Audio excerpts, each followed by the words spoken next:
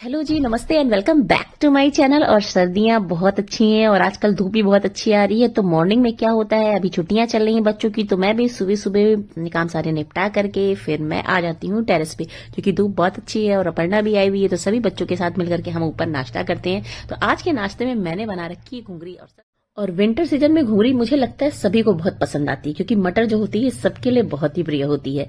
तो winter season में घुंगरी का नाश्ता मैं बनाती हूँ, जो कि बच्चों को बहुत अच्छा लगता है। और इसके साथ हरी हरी चटनी, जो कि मेरे गार्डन की ही धनिया है, मैं बनाती हूँ, खाती हूँ। और छुट्टियां चल रही हैं, समय हस्बैंड ने भी छुट्टी ले रखी है, तो सब लोग मिल करके एक साथ जो है अपना ब्रेकफास्ट करते हैं। मैं सारे काम सुबह ही निपटा लेती हूँ। जो काम बहुत ज्यादा इंपॉर्टेंट होते हैं उन्हें मैं कोशिश करती हूँ कि हाँ उन्हें जल्दी ही खत्म कर दूं, क्योंकि मैं पेंडिंग रख करके कोई भी चीज मैं कर नहीं सकती। मगर जब सारे काम हुए रहते हैं तो रिलैक्स होकर के हम बढ़िया से नाश्ता करते हैं।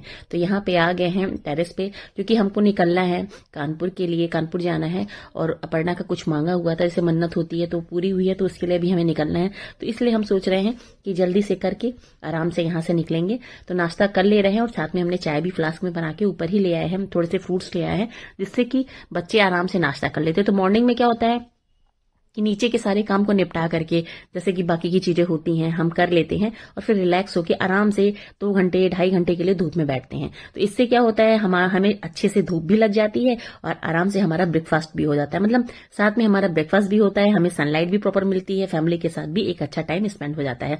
तो इस तरीके से मैं करती हूँ और सच में मुझे बहुत अच्छा लगता है, क्योंकि अगर सारी चीज हुई रहती है तो एक माइंड सेट होता है। तो इसी तरीके से मुझे एक चीज बनानी थी, हरी मिर्च की, जो है मेरी बेटी को जो है हरी मिर्च का जो इंस्टेंट अचार होता है वो बहुत पसंद है। तो इसको बनाने के लिए मैंने हरी मिर्च को जो है अच्छे से धो के पोंछ लिया है, या गीले कपड़े से आप पोंछ भी सकते हैं। और इसको रख दीजिए, थोड़ी देर हवा लग जाए, सूख जाइए। और उसके बाद क्या करना है, इसका जो साइड है यानी पीछे की ढेपी है उसे काटनी है। इसमें से कोई भी मैंने बीज नहीं निकाला है, बीज के साथ ही मैं इसको बनाने वाली हूँ, क्योंकि ये मिर्च जो है अभी पूरी तरीके से पकी नहीं, हल्की सी कच्ची भी है। तो मतलब इसके बीज हमको नुकसान नहीं करेंगे, तो इस वजह से मैंने इनके बीज को भी ले लिया है। हाँ, जो खराब हिस्सा है उसे आप जरूर निकाल लीजिएगा, क्योंकि वो जो है अच्छा नहीं लगता, खाने में टेस्टी नहीं होता है। तो इसलिए आप इसको जरूर काट के निकाल दीजिएगा। अब एक बर्तन लेना है जिसके अंदर हमें डालना है सरसों का तेल। सरसों का तेल ही इसमें डालिएगा और कोई भी तेल का इस्तेमाल मत करिएगा, क्योंकि सरसों का तेल जो होता है अचार के साथ बहुत ही अच्छा फ्लेवरफुल लगता है, इसलिए इसका ही इस्तेमाल करिएगा। अगर आपके पास पंचफोरन बना हुआ रखा है तो आप डाल सकते हैं, वरना अलग तरीके से भी आप पंचफोरन डाल सकते हैं। जिसमें मैंने सौंफ डाला है, जीरा थोड़ा सा डाला है, थोड़ा सा हींग डाला है, मेथी दाना डाला है और साथ में इसमें सरसों का दाना भी गया है। तो इस तरीके से जो हमारा पचफोरन है उसे डालना है। लास्ट में हम कलौंजी डालते हैं, क्योंकि कलौंजी को ज्यादा देर भूनने पे कलौंजी जो है जल जाती है, वो टेस्ट नहीं देती है। तो इस वजह से उसको क्या करना है, बिल्कुल लास्ट में डालना है। और इस तरह से जो है मिर्च को मोटी मोटी काट करके, मतलब आप आधे इंच का टुकड़ा काट दीजिए, गोल गोल काट दीजिए, जैसा आप चाहिए उस तरह से कट कर सकते हैं। पर जब जार में रखते हैं तो इसी तरह से अचार जो है रखा जाता है। तो इस तरीके से नहीं कट करना है। और जो गैस की फ्लेम है उसे बिल्कुल फुल, मतलब आंच पे रखना है, माने फुल फ्लेम पे इसको रखना है और लगातार इसको मिक्स करना है। ध्यान रखिएगा, इसको दबाना नहीं है, बस आपको इसका पानी जो है खत्म करना है। जब तक पानी नहीं खत्म होगा तब तक हमारा अचार टिकेगा नहीं। इसलिए इसका ध्यान रखना है कि जब भी हमें इसको बनाना है तो इसका पानी खत्म करना है, क्योंकि हम इसको धूप में काट के सुखा नहीं रहे हैं, इसको डायरेक्ट हम जार के अंदर रखेंगे। और जो हमारे मसाले होते हैं, जो मैजिक मसाला मेरा अचारी मसाला होता है, उसे मैं बना के रखती हूँ और उसी को ही मैंने इसमें 2 टेबल स्पून भर करके डाल दिया है। और इसे भी अच्छी तरह से मिक्स करना है। अब इसके अंदर हमें रेड चिली पाउडर डालना है। अगर आपके पास कश्मीरी लाल मिर्च हो तो उसको भी आप इसमें डाल सकते हैं, इससे कलर बहुत सुंदर आता है। और थोड़ा सा टर्मरिक पाउडर डालना है, करीब आधी चम्मच इसमें टर्मरिक पाउडर जाएगा और टेस्ट के अकॉर्डिंग नमक जाएगा। आप इसमें चाहें तो काला नमक भी डाल सकते हैं, इससे टेस्ट इंक्रीज होता है। तो इन सभी चीजों को मिला करके इसे अच्छे से मिक्स करना है। मिक्स करने के बाद फिर इसे अच्छे से तेज आंच पे ही भूनना है, क्योंकि जब मसाले वैसे ऑलरेडी भुने हुए हैं, बस हमें क्या करना है, अच्छे से मिक्स करना है, जिससे कि जितने भी हमारी मिर्च है अच्छे से कोडिंग हो जाए।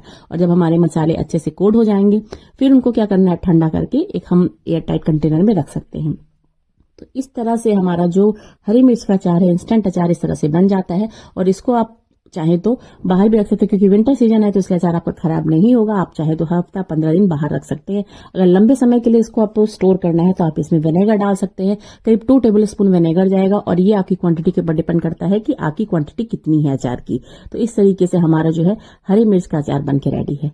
तो बन गया ना फटाफट हमारा अचार, जो कि आप दाल चावल के ऊपर, रोटी के साथ, पराठे के साथ कभी भी खा सकते हैं। खास तौर से जर्नी के लिए भी अचार है कि आप कहीं जर्नी करने जा रहे हैं तो रास्ते में इस अचार को भी पैक कर लीजिए, तो बहुत ही बढ़िया टेस्ट देने वाला है। आप किसी भी चीज के साथ इसे खा सकते हैं।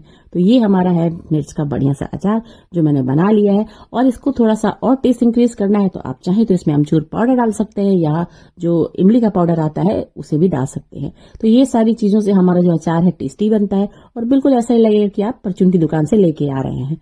तो चलिए बनाते हैं बढ़िया सा अपना मिर्च का अचार, और फिर इसे ठंडा करके ही स्टोर करके रखेंगे, क्योंकि अगर गरम गरम बंद कर देंगे तो पसीज जाएगा, और पसीजने के बाद हमारा अचार जो है बिल्कुल खराब हो जाएगा। तो इसलिए आपको इसका ध्यान रखना है। अचार बिल्कुल ठंडा हो जाए इसके बाद आपको बॉटल में, खासतौर से कांच का जार जो होता है उसके अंदर रखेंगे तो अचार हमारा कभी भी नहीं खराब होगा। तो इन सब बातों का ध्यान रखते हुए मैंने बना लिया है बढ़िया सा मिर्ची का अचार, और अब निकलते हैं आगे की ओर। तो इस तरीके से अपने काम को खत्म करके हम निकल चुके हैं अपने आगे गंतव्य की ओर। रास्ते में बहुत ही अच्छा से सरसों के खेत जो है दिखाई दे रहे थे, और ये सब देख के मुझे बहुत अच्छा लग रहा था और मुझसे रहा नहीं गया। और वही मेरी आदत जो हमेशा की है, मैं घुस गई हूँ किसी के खेत में, और आप देख सकते हैं पीली पीली सरसों कितनी अच्छी लग रही है देखने में। और मेरा ही देखा देखी सभी बच्चे भी आ गए कि चलो मम्मी एक फोटो खिंचाते हैं, और यहाँ पे हम लोग ने खड़े होकर बढ़िया बढ़िया फोटो खिंचाई। हाँ, इस बात का ध्यान रखा कि हाँ, हम जो भी पौधे ये लगे हुए हैं, जिनका भी खेत है, वो नुकसान ना हो, क्योंकि बिल्कुल हाईवे पे ही था, तो इस वजह से मुझे बहुत अच्छा लग रहा था। और यहाँ पे मैंने थोड़ी फोटो शूट की जो कि मुझे देख के बहुत अच्छा लग रहा था। तो क्या आपको भी ऐसा कभी होता है कि आप कहीं रास्ते में जा रहे हो और आपको सरसों का खेत दिख जाए और आपका मन होता हो कि काश मैं भी एक फोटो खिंचा लूं? अगर होता है तो कमेंट में जरूर बताइएगा। और इन सब के बाद हम फिर आगे निकल चुके हैं, गंगा पुल पहुंचने वाले हैं। और रास्ते में आप देख सकते हैं जैसे ही हम गंगा पुल पहुंचते हैं वहां बहुत ज्यादा ट्रैफिक होने लगता है। और ये देखिए गंगा मैया के भी दर्शन मैं करा दे रही हूँ। अभी पानी खूब अच्छे से मन हो रहा है स्नान करने का, पर अभी ठंड है इस वजह से अभी नहीं जाएंगे। बाद में थोड़ी देर के बाद सोच रहे हैं, प्लान कर रहे हैं कि हाँ जाने के लिए, क्योंकि हमको कानपुर पहुंचने में 2 से ढाई घंटे लगभग पहुंच जाते हैं, अगर बहुत ज्यादा भीड़ नहीं होती है। नहीं तो हम लोग आराम से 2 घंटे के अंदर कानपुर पहुंच जाते हैं। तो ये देख सकते हैं गंगा पुल है, और यहीं पे देखिए बहुत सारी जो है योजनाएं भी चल रही हैं। हमको तो यहाँ से दिख रहा है कि बहुत सारी, मतलब जो काफी, मतलब 1 साल के बाद मैं आ रही हूँ, उसके बीच में मैं जब नहीं आती हूँ तो मुझे लगता है कुछ ना कुछ यहाँ काम होते रहते हैं। तो नदी का किनारे देख सकते हैं, यहाँ पे जब हम गर्मियों में आते हैं तो खीरे की, तरबूज की, ककड़ी की खेती यहाँ होती है, जो कि बिल्कुल हरा भरा होता है, देखने में बहुत अच्छा लगता है। तो अभी क्या, अभी तो ऐसा कुछ है नहीं, तो सिर्फ पानी पानी नजर आ रहा है। और आप देख सकते हैं यहाँ पे चिड़ियां भी ढेर सारी हैं, लोग बाजरा खिला रहे हैं। तो यहाँ जैसे ही हम अपने शहर के अंदर कानपुर में एंट्री करते हैं तो ये बीच में हमारा जो है गंगा पुल पड़ता है, और इसके बाद ही हमारा कानपुर शहर शुरू हो जाता है। तो चलिए अब अपने शहर में एंट्री करते हैं, और जिस काम के लिए आए हैं वो हम बता दे रहे हैं कि एक सिद्धेश्वर मंदिर है, वहां पे दर्शन करना है। तो ये अपर्णा का माना हुआ था, तो इसको हम पता करते हुए आगे पहुंच चुके हैं अपने मंदिर पे। और यहाँ पे देख सकते हैं मंदिर में मैंने दर्शन किए, बगल में ही भगवान शिव का, भोलेनाथ का मंदिर था, क्योंकि जो बालाजी का मंदिर था वो थोड़ी देर के लिए बंद किया गया था। वहां पे हम दर्शन ना करके हम यहाँ पे आ गए हैं। पहले भोलेनाथ के दर्शन किए, मैंने जल भी चढ़ाया, और साथ में फिर आगे पहुंच चुके हैं मंदिर के लिए, क्योंकि वहां पे पट से 15 मिनट के लिए बंद था और टाइम हो चुका था खुलने का। तो इस तरीके से हमने यहाँ पे भगवान भोलेनाथ के भी दर्शन किए, और बहुत अच्छे से दर्शन हुए। ये मंदिर जो बन रहा है बहुत ही खूबसूरत मंदिर बन रहा है, और इसको क्या है, अभी जब मैं गई थी तो वहां पे काम चल ही रहा था। और आप देख सकते हैं यहाँ पे जो भगवान शिव का मंदिर है, ऊपर पूरे जो है महादेव के पूरे 22 ज्योतिर्लिंग हैं, जो कि दर्शन करने के लिए ऊपर देखिए बिल्कुल बहुत ही साफ तरीके से, इस तरीके से लगाए हुए जैसे हम बिल्कुल उनको लाइव देख रहे हैं। तो बहुत ही सुंदर तरीके से इस मंदिर का जो है इसको बनाया जा रहा है, बहुत ही सुंदर देख के लगता है। तो सभी को मैंने दर्शन किए, सभी के, क्योंकि जो टाइम मेरे पास था उसका मैंने यूटिलाइज किया और सभी भोलेनाथ के दर्शन कर लिए, क्योंकि ये तो सौभाग्य की बात होती है कि हाँ, हम सब जगह नहीं पहुंच पाते, और यहीं पर रह करके सारी चीजें अगर हमें दिख जा रही हैं, मिल जा रही है, दर्शन हो जा रहा है, तो इससे बड़ा क्या है। तो हमने यहाँ दर्शन किया और उसके बाद फिर चले गए बालाजी के दर्शन करने के लिए, क्योंकि पट खुल चुका था, और वहां पे दर्शन करने के लिए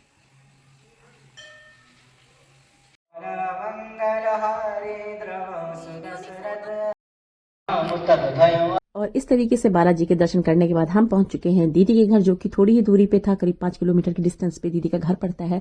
और वहां पे हम लोग गए, वहां पे बुआ इनके इंतजार कर रही थी सुबह से ही। तो अभी क्या है, अभी हम लोग पहुंच चुके हैं, और यहाँ पे अपर्णा भी बुआ से कई दिनों के बाद मिली, तो बहुत खुश हो गई कि हाँ चलो बुआ से मुलाकात हो गई, इसी बहाने दर्शन भी हो गए, बुआ से मुलाकात भी हो गई, और ये भी मिल लिए। तो मैं क्या कर रही थी, मैं इन लोग मिलन कर रहे थे और मैं फोटो खींच रही थी, क्योंकि मेरा काम फोटो खींचना ही है और वीडियो बनाना ही, तो मैं उसी में व्यस्त थी। और लोगों ने बहुत अच्छे से टाइम स्पेंड किया। तो इस तरीके से हमने भी थोड़ा टाइम वहां पे बिताया, और उसके बाद फिर हम अपने ससुराल चले गए। चलो अच्छा चल के दिखाओ जरा कैसे चलती हो। हाँ तो चलो चल के दिखाएंगे। यस देखिए गाइस, ये उठ रहा है ताजमहल। अरे उठाओ उठाओ। ये देखिए बुआ उठी है। अब देखिए ये तेरी झलक सेल्फी, तेरी झलक सेल्फी।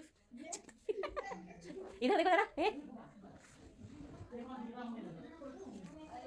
ये देखो भैया ये कप भर के चाय है। बस एक दफा मिलती है तो हम भी शांत बैठे रहते हैं।